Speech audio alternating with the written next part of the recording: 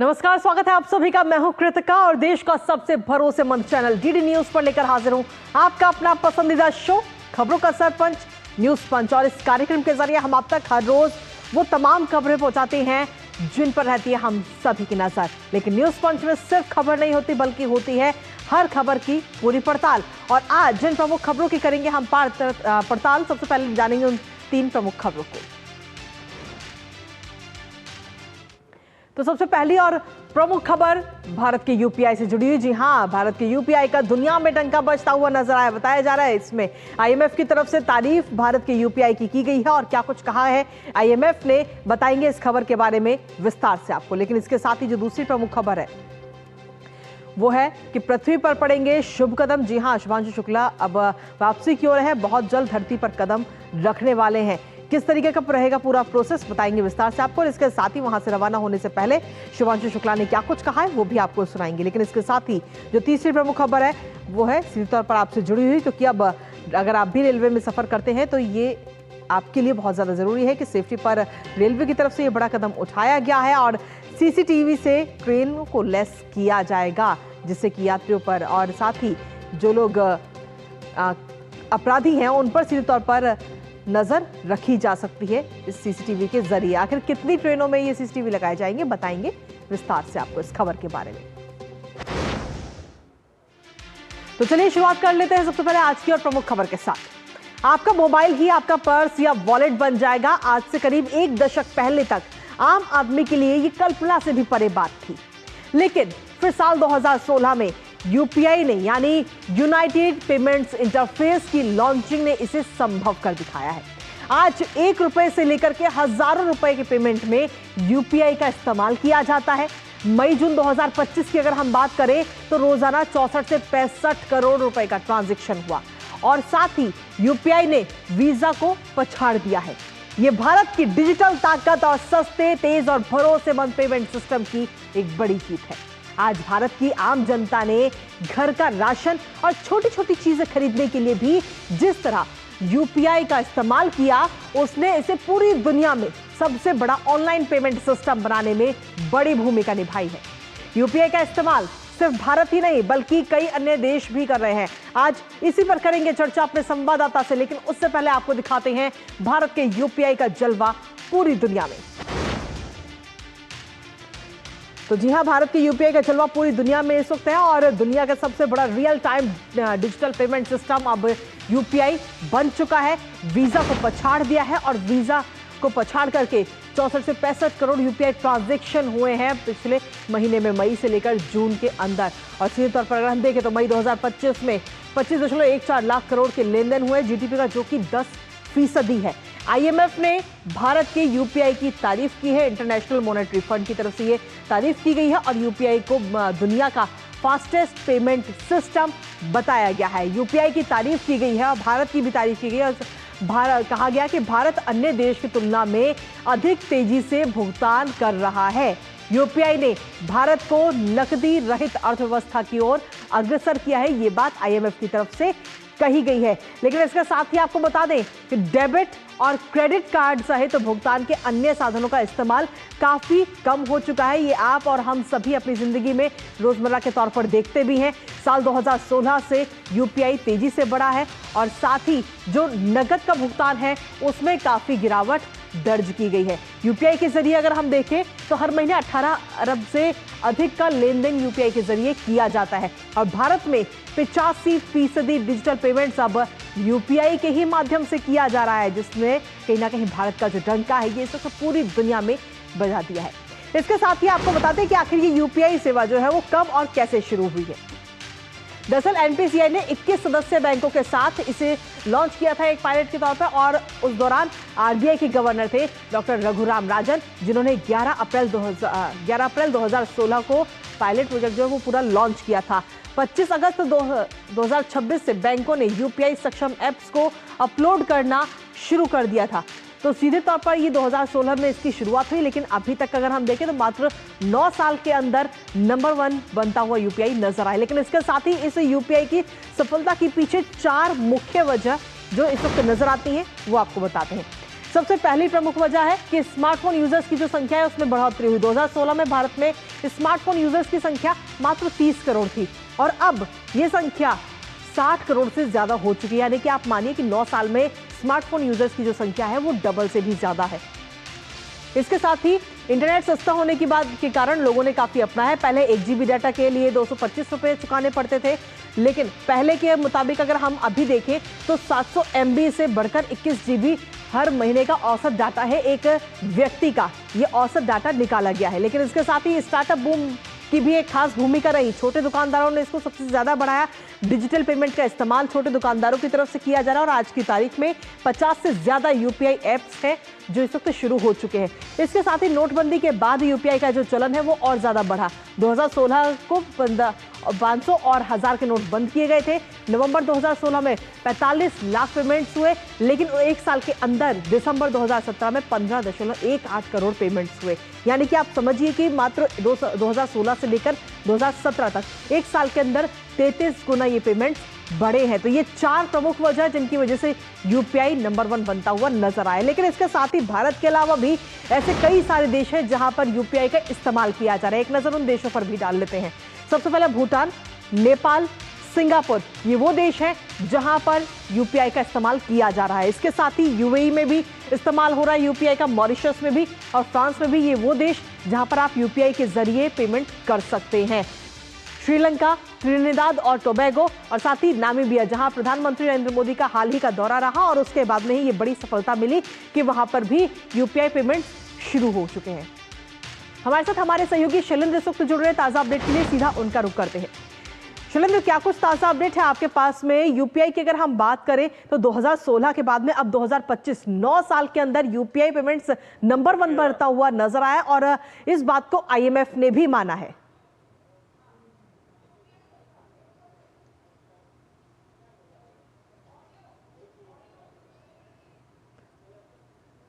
शैलेंद्र, आवाज मिल रही है आपको?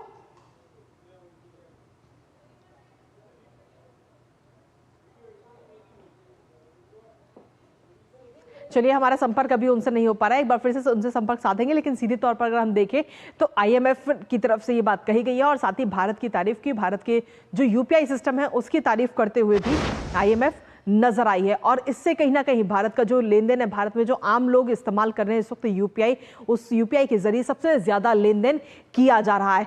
पिछले महीने की अगर हम बात करें, मई से लेकर जून तक, तो 64 से 65 करोड़ ट्रांजैक्शन UPI के जरिए हुई है। और इस ट्रांजैक्शन ने कहीं ना कहीं जो वीजा के जरिए हम ट्रांजैक्शन पहले करते थे उसे भी पीछे छोड़ दिया। ये वीजा, ये वो सर्विस है जो सालों से चल रही थी, लेकिन अब कहीं ना कहीं उसे भी UPI ने पीछे छोड़ दिया है। नजर इस खबर पर लगातार बनी रहेगी, साथ ही अपने संवाददाता से भी करेंगे चर्चा। लेकिन उससे पहले न्यूज पंच में रुकते एक छोटे से ब्रेक के लिए।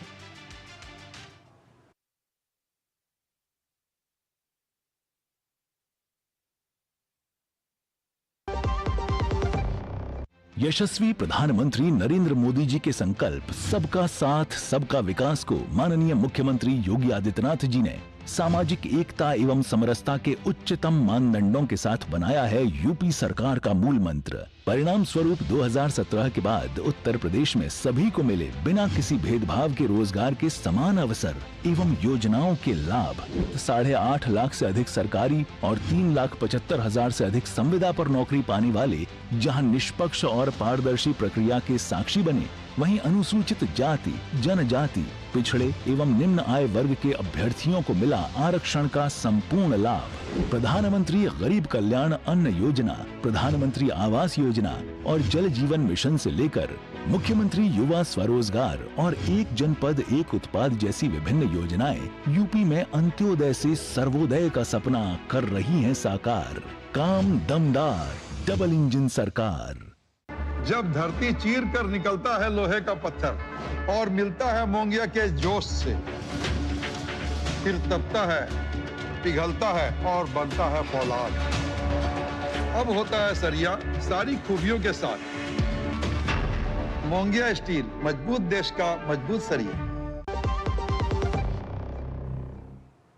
और ब्रेक के बाद एक बार फिर से स्वागत है आप सभी का। लगातार हम चर्चा कर रहे हैं, यूपीआई नंबर 1 अब बन चुका है और भारत का जो डंका है वो पूरी दुनिया में बसता हुआ नजर आया। और किस तरीके से यूपीआई इस वक्त अर्थव्यवस्था में भी पूरा सहयोग कर रहा है, लोग किस तरीके से आम जीवन में इसका इस्तेमाल कर रहे हैं, उस पर लगातार हम कर रहे हैं चर्चा। इस वक्त हमारे साथ हमारे सहयोगी शैलेंद्र बने हुए हैं, सीधा उनका रुख करते हैं। शैलेंद्र, भारत का यूपीआई का डंका इस वक्त पूरी दुनिया में बसता हुआ नजर आया और इस बात को IMF ने भी माना है। जी देखिए कृतिका, आपने उन कारणों की चर्चा की जिसकी वजह से यूपीआई डिजिटल पेमेंट सिस्टम इतना लोकप्रिय हुआ है। सस्ता इंटरनेट है, स्मार्टफोन की उपलब्धता है, लेकिन हम जानते हैं कि इंटरनेट की सुविधा दुनिया के तमाम देशों में है, स्मार्टफोन दुनिया के तमाम देशों में है, लेकिन भारत में जो डिजिटल पेमेंट का जो इकोसिस्टम बना, प्रधानमंत्री नरेंद्र मोदी ने जब डिजिटल इंडिया की शुरुआत की और उसके बाद से हमने देखा कि इसमें तमाम वो काम हुए जिसमें जो छोटे भुगतान आप करते हैं डिजिटल पेमेंट के जरिए, उसमें कोई शुल्क नहीं लगता है, प्रोत्साहन दिया गया। उसके बाद हमने देखा कि तमाम जो छोटे दुकानदार, आज आप सब्जी खरीदते हैं, आप किसी ठेले पे कुछ लेते हैं, बहुत सारे लोग मुझे ऐसे मिलते हैं जो कहते हैं कि वो महीनों उन्होंने कोई ATM से पैसा नहीं निकाला है या फिर उन्हें कुछ रुपए देने की ज़रूरत नहीं पड़ी है चूँकि वो डिजिटल पेमेंट करते हैं। तो ये अपने आप में एक सफलता की कहानी है। हम देख रहे हैं कि ऐसा पहली बार हुआ है कि दुनिया के जो विकसित देश हैं वो भी भारत से MOU साइन कर रहे हैं, भारत के डिजिटल पेमेंट सिस्टम से सीख रहे हैं। आपने सिंगापुर का जिक्र किया ही, तमाम पश्चिमी देश भी इच्छुक हैं। हम संख्या देख रहे हैं कि धीरे धीरे बढ़ रही है, जहां पर हम डिजिटल पेमेंट होता हुआ आप भविष्य में देखेंगे। तो ये भारत की जो सफलता की कहानी है, दुनिया उसे आप देख रही है कि डिजिटल पेमेंट के जो तमाम तरीके हैं, जब भीम ऐप लॉन्च हुआ था उसके बाद हमने देखा था कि कितना क्रांतिकारी बदलाव डिजिटल पेमेंट सिस्टम में आया। तो भारत सरकार ने जो एक पहल की, एक डिजिटल इकोसिस्टम बनाया, उसका ये नतीजा है कि आज आप तमाम प्रोत्साहन देखते हैं। आज लोग क्रेडिट कार्ड या ATM कार्ड की जगह जो छोटे मोटे जो भुगतान है वो डिजिटल पेमेंट के जरिए करते हैं, भीम ऐप के जरिए करते हैं, तमाम अन्य जो ऐप हैं उसके जरिए करते हैं। तो ये समय समय पर जो पॉलिसी इंटरवेंशन किया गया, जो डिजिटल इकोसिस्टम बनाया गया, प्रोत्साहन दिया गया आम लोगों को, उसका नतीजा है। और एक सुरक्षित है, ये बात बिल्कुल साबित हुई, हमेशा ये बात सामने आई। तो अब जनता का भरोसा है कि वो जो छोटे मोटे भुगतान करते हैं वो डिजिटल पेमेंट के जरिए करें।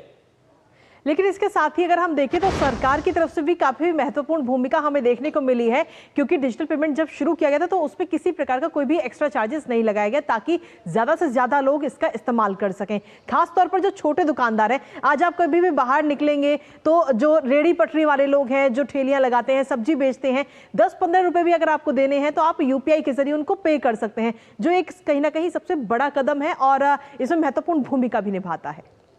ये देखिए कृतिका, आज से अगर आप 4-5 साल 10 साल पहले जाएं तो जो आम नागरिक होता था, नौकरी पेशा या फिर बाकी लोग, वो जैसे ही उनको सैलरी मिलती थी या जैसे ही उनको मजदूरी मिलती थी तो सबसे पहले वो उसे ATM के जरिए अपने पास कुछ नगद रख लेते थे, कुछ घर पर दे देते थे। अब ये एक तरह से पूरी व्यवस्था बदल गई है। शायद आप भी और हम भी सब सैलरी आती है तो महीनों इस बात की चिंता नहीं करते या फिर पूरे महीने में कि नहीं हमें कुछ नगद निकाल के रखना ही रखना है, क्योंकि तमाम पेमेंट आप डिजिटल करते हैं, चाहे वो किसी ऑटो वाले को पेमेंट करना हो या फिर मेट्रो में कार्ड रिचार्ज कराना हो, या तमाम जो भुगतान है वो डिजिटल होता है। डिजिटल पेमेंट ऐप के जरिए हुआ क्या है कि फुटकर जो आप खरीदारी करते हैं उनको जो प्रोत्साहन दिया गया, जब आप कोई 500, 200, 100 रुपए का सामान खरीदते हैं और अगर आप उसे कार्ड के जरिए खरीदें या फिर डिजिटल पेमेंट के जरिए अगर आप ऐप के जरिए करें, भीम ऐप या फिर तमाम ऐप से, तो देखिए वो ज़्यादा सुविधाजनक है, उस पर शुल्क नहीं है। और इसीलिए जब एक बात आई कि हाँ बड़े भुगतान पर शुल्क लगाया जाए, तो हम इसीलिए कि वो क्रेडिट कार्ड या फिर बाकी ATM कार्ड से महंगा पड़ता है भुगतान, डिजिटल पेमेंट जो ऐप के जरिए करते हैं आप, भीम ऐप या तमाम ऐप के जरिए, वो सस्ता पड़ता है। बिल्कुल। तो इसकी व्यवस्था ने हमने देखा है कि डिजिटल पेमेंट को बहुत बढ़ावा दिया है, न केवल भारत में बल्कि अब तमाम दुनिया के जो देश हैं वो भारत के इस अनुभव से सीख रहे हैं और डिजिटल पेमेंट को, डिजिटल ऐप के जरिए पेमेंट को अपना रहे हैं। इसके साथ ही यूपीआई सुविधा जो है वो सिर्फ रेडी पटरी तक सीमित नहीं रही या दुकानदारों तक सीमित नहीं रही। आज की तारीख में जब हम अपने मोबाइल का भी रिचार्ज करते हैं तो वो भी हम ऑनलाइन कर सकते हैं। इसके साथ ही बिजली का बिल हो, गैस का बिल हो या फिर तमाम जो बिल हैं वो भी हम ऑनलाइन कर सकते हैं, जिसके लिए पहले हमें घंटों लाइनों में लगना पड़ता था। अलग से एक दिन छुट्टी लेकर के वहां हम लाइनों में लगते थे और पेमेंट करते थे। लेकिन आज वो सब लाइनों से हम दूर, घर बैठे ही तुरंत ही हम इसकी पेमेंट कर सकते हैं। ये सबसे बड़ी सुविधा भी है जो समय भी बचाती है आपका।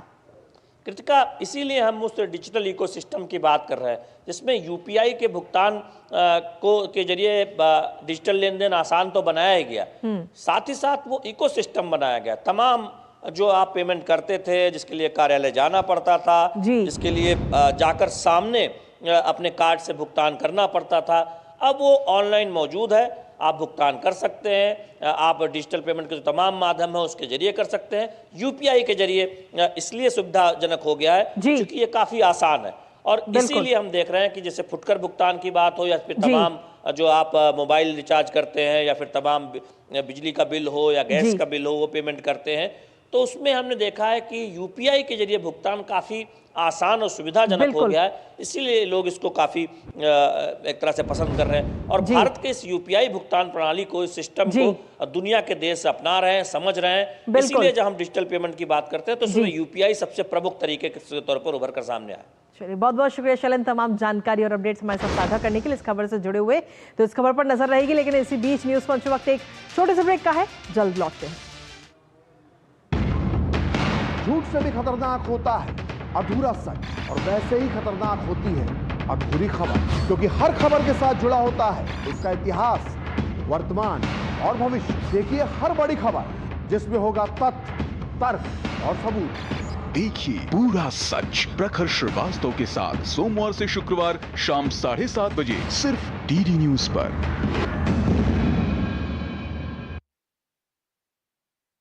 जिंदगी एक गणित है और भविष्य एक कैलकुलेशन। आपके चारों तरफ तैरती हुई खबरें एक मकड़ जाल की तरह है। देखते तो हम बहुत कुछ हैं, लेकिन सच कितना जानते हैं, क्योंकि सच तालों में बंद है। इसी सच को हम आपके लिए डीकोड करेंगे।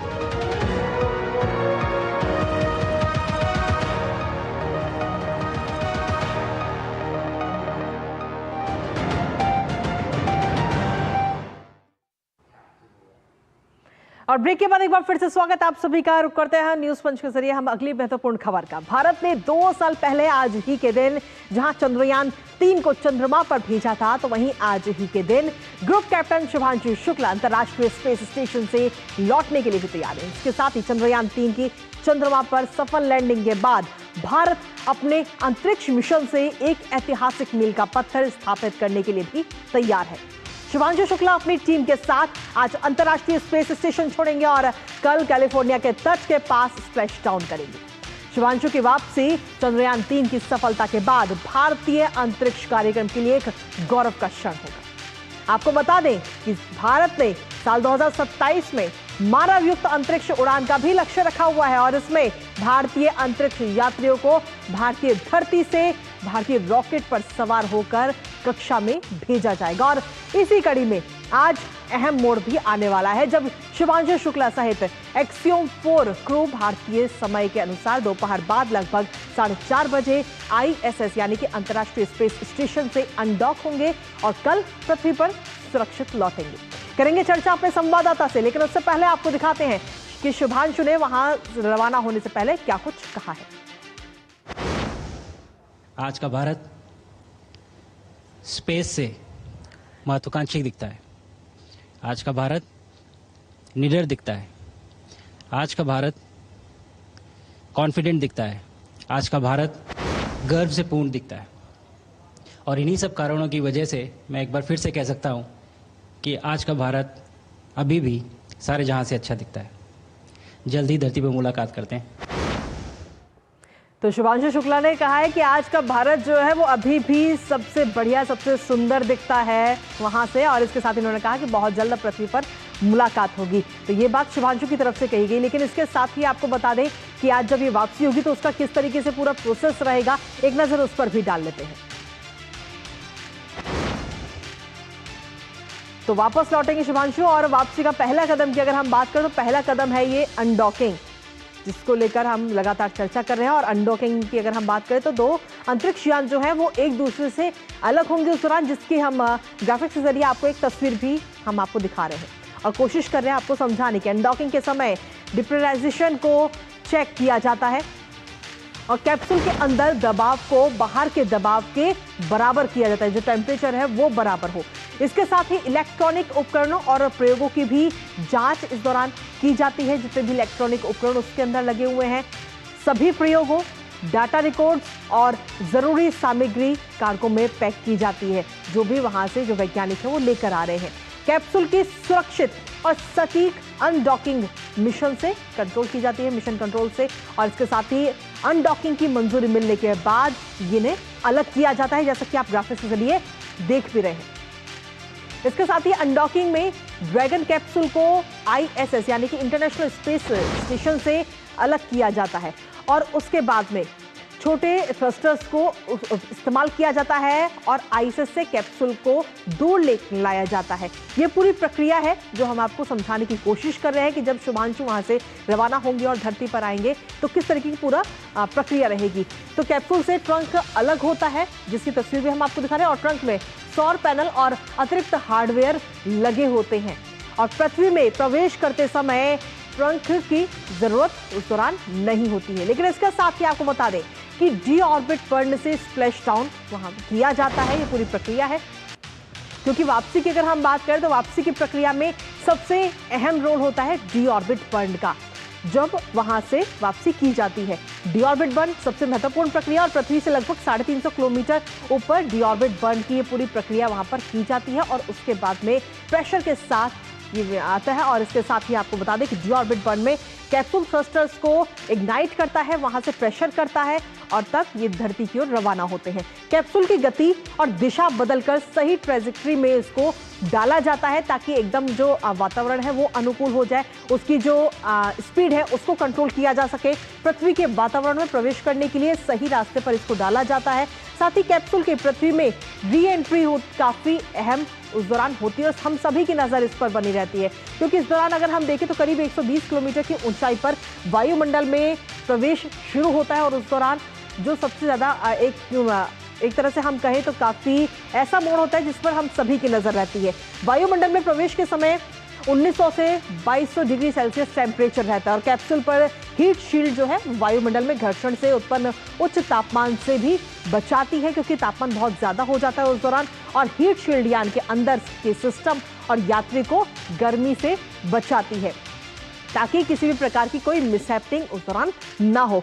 री एंट्री के समय सुरक्षित लैंडिंग के लिए पैराशूट की मदद ली जाती है और इसके साथ ही करीब 5.5 किलोमीटर की ऊंचाई पर ये पैराशूट खोले जाते हैं। और पहले गाइड की अगर हम बात करें तो पैराशूट खुलता है पहले गाइड, और उसके बाद में जो कैप्सूल को सही दिशा में स्थिर करता है, सही दिशा में लेकर के जाता है। उसके बाद मेन पैराशूट खोलता है जो कैप्सूल की जो स्पीड है, उसकी जो गति है उसको कंट्रोल करता है, उसको धीमा करता है ताकि एक सुरक्षित लैंडिंग हो सके। इसके साथ ही अंतिम चरण की अगर हम बात करें तो कैप्सूल जो है वो पानी में सुरक्षित रूप से लैंड होता है और उसके बाद पानी में सुरक्षित रूप से गिरने के बाद उस जो पूरी प्रक्रिया है उसको स्प्लैश डाउन कहा जाता है। तो इस पूरी स्प्लैश डाउन की जो पूरी प्रक्रिया है वो हमने आपको बताई, लेकिन इसके साथ ही आपको बता दें कि जब ये वैज्ञानिक वहां पर गए हुए हैं शुभांशु और उनके साथी, तो वहां से काफी सारा खजाना भी लेकर आ रहे हैं। ड्रैगन यान में आपको बता दें कि 580 पाउंड यानी करीब 263 किलो का वजन वैज्ञानिक सामान उनके साथ में मौजूद है और कई सारी अगर हम देखें तो वैज्ञानिकों ने कई सारी खोज भी वहां पर की है। नासा का हार्डवेयर और 60 से ज्यादा साइंस एक्सपेरिमेंट्स का भी डाटा इसमें शामिल है। भविष्य में अंतरिक्ष विज्ञान की दुनिया के लिए जो कि कहीं ना कहीं काफी लाभकारी साबित होगा। हमारे साथ में हमारे सहयोगी तापा से सबसे जुड़ रहे हैं, सीधा उन्हीं का रुख करते हैं। तापा से पूरी प्रक्रिया जो है वो तो हमने अपने दर्शकों को समझाई ही, लेकिन इसके साथ ही जो वैज्ञानिक वहां से आ रहे हैं शुभांशु शुक्ला और उनके 3 साथी, और वो कहीं ना कहीं काफी सारा खजाना इस वक्त वहां से लेकर आ रहे हैं। किस तरीके का खजाना होगा ये? देखिए, साइंस एंड टेक्नोलॉजी जो हम लोग जो ये लोग गए थे वहाँ पे, तो वहाँ पे जो एक्सपेरिमेंट्स इन लोगों ने किया, खास तौर से जिस तरीके से ग्रेविटी काम करता है बॉडी पे, किस तरीके से माइक्रो न्यूट्रिएंट्स पे जो काम होता है, जो पेड़ पौधे उस वहाँ पे कैसे इस तरीके की ग्रेविटी में पनपते हैं। ये सारी जो डिटेल्स है, वो जो एक्सपेरिमेंट किए गए हैं, वो सुभांशु शुक्ला और उनकी टीम ने किया। सुभांशु शुक्ला खुद उन्होंने करीब ऐसे बहुत सारे 18 से 20 एक्सपेरिमेंट्स किए हैं जो भारत के, उनको एक तरह से जो भारत के जो बहुत सारे वैज्ञानिक इंस्टीट्यूट हैं, उन्होंने उसे पे जो मॉड्यूल्स दिए थे कि ये चीजें हैं, आप इनको टेस्ट कीजिए, इनके साथ काम कीजिएगा। तो पायलट है, एयरफोर्स के पायलट है, लेकिन उनको ये भी ट्रेनिंग दी गई कि कैसे कैसे ये सब चीजें करनी है, जिससे कि उनको सुविधा हो और भारत और पूरे विश्व को वो जो डिटेल उसके बाद रिपोर्ट आएगी उससे उनको फायदा मिले। अहम चीज है कि करीब 4:35 पे भारतीय समय के अनुसार ये अनडॉकिंग की जाएगी और कल करीब 3 बजे के करीब 2:35 इनफैक्ट ये कैलिफोर्निया के बीच के तरफ ये यहाँ पे एक्सपेक्ट कर रहे हैं कि उनका जो कैप्सूल है वो पहुंचेगा। तो ये पूरा का पूरा जो सिस्टम है वो बहुत क्रिटिकल है। क्रिटिकल इसलिए क्योंकि जब आप वापस आते हैं, आपने सही कहा कि करीब 1900 से 2200 के करीब जो गर्मी पैदा होती है फ़ारेनहाइट की, वो बहुत इंपॉर्टेंट होती है। और वो जो री एंट्री है, देखिए जाना उतना मुश्किल है, जाना मुश्किल है, लेकिन उतना नहीं है जितना आना है। आना जो री एंट्री जो होती है वो बहुत मुश्किल होती है और उसमें कोई गुंजाइश की मतलब कमी नहीं हो सकती। उसमें सारी चीजें परफेक्ट होनी चाहिए। खासतौर से जो प्लेटिंग होती है, जो ये जो घर्षण होता है जो गर्मी का, उसको सहने का, वो बहुत अहम हो जाता है। और इसी वजह से ये जो एक्सपेरिमेंट है और ये जो री एंट्री है वो बहुत इंपॉर्टेंट हो जाती है। और पूरी दुनिया की निगाहें इस वक्त उस ड्रैगन कैप्सूल पे है जहां से सुभांशु शुक्ला नीचे उतरेंगे, जिसके साथ। जी बहुत बहुत शुक्रिया तापस, तमाम जानकारी और अपडेट्स हमारे साथ साझा करने के लिए, इस खबर से जुड़े। और इसी के साथ फिलहाल न्यूज़ वन से मुझे और हमारी पूरी टीम को दीजिए अनुमति। दोपहर 2 बजे फिर होगी आपसे मुलाकात कुछ और महत्वपूर्ण खबरों के साथ। तब तक के लिए नमस्कार।